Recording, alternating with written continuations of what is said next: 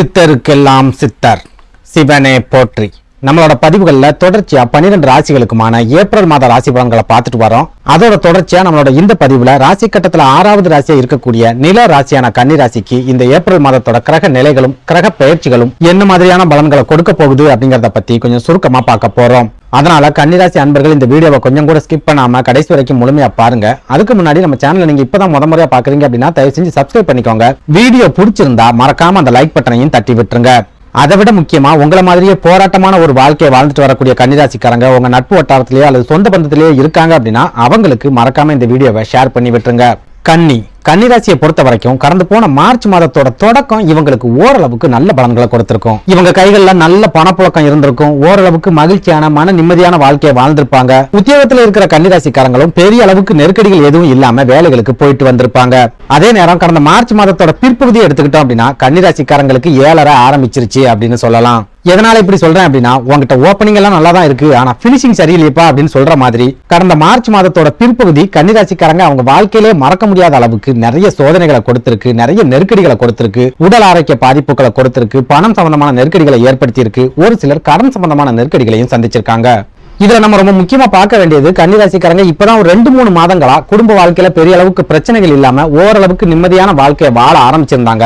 அவங்களோட அந்த கொஞ்ச நெஞ்ச நிம்மதியையும் கடந்த மார்ச் மாதம் முழுமையா பறிச்சுக்கிட்டு குடும்ப வாழ்க்கையில போராட்டங்களையும் சிக்கல்களையும் மறுபடியும் கொடுத்துட்டு போயிருக்கு அப்படின்னு சொல்லலாம். சுருக்கமா சொல்லணும் அப்படின்னா கடந்து போன மார்ச் மாதம் கன்னிராசிக்காரங்களுக்கு எந்த ஒரு சாதகமான பலன்களையும் கொடுக்கல, தொடர்ச்சியான ஏமாற்றங்களையும் நிறைய நெருக்கடிகளையும் மட்டும்தான் கொடுத்துட்டு போயிருக்கு.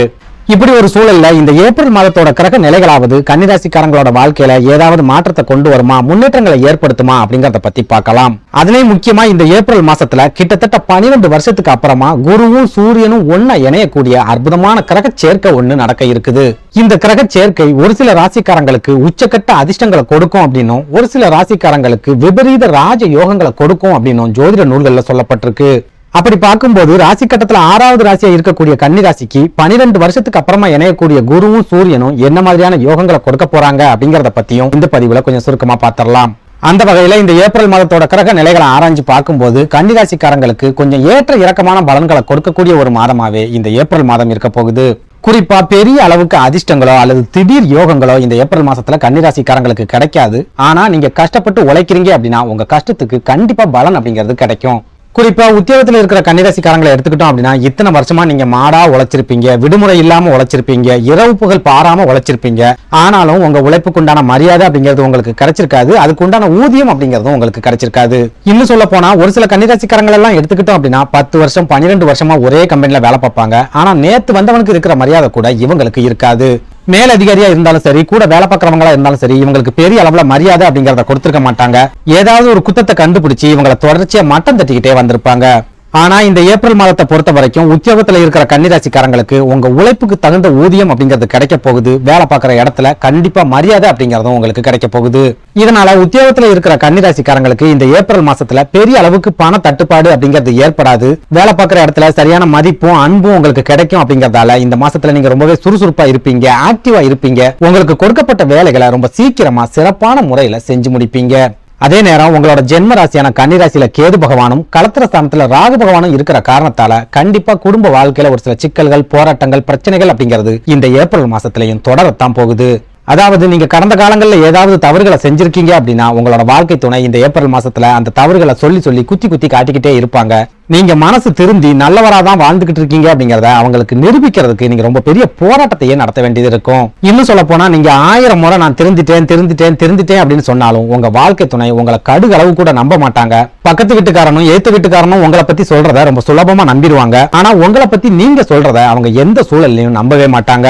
இப்படி வாழ்க்கை துணை உங்க மேல பெரிய அளவுல நம்பிக்கை இல்லாம இருக்கிற காரணத்தாலேயே இந்த ஏப்ரல் மாசத்துல குடும்ப வாழ்க்கையில ஒரு சில சிக்கல்கள், பிரச்சனைகள் அப்படிங்கிறது உங்களுக்கு ஏற்படும்.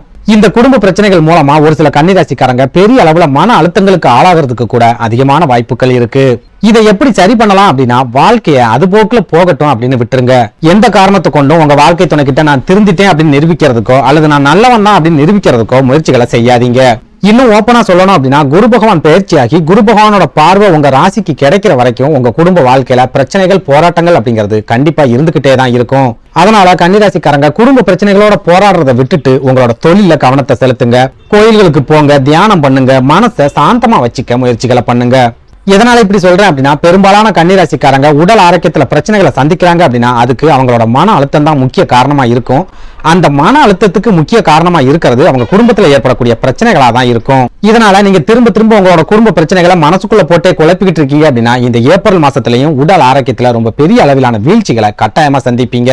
அதுலயும் முக்கியமா இந்த ஏப்ரல் மாசத்துல நான் முன்னாடியே சொன்ன மாதிரி கிட்டத்தட்ட 12 வருஷம் கழிச்சு சூரிய பகவானும் குரு பகவானும் ஒன்னா இணையறாங்க.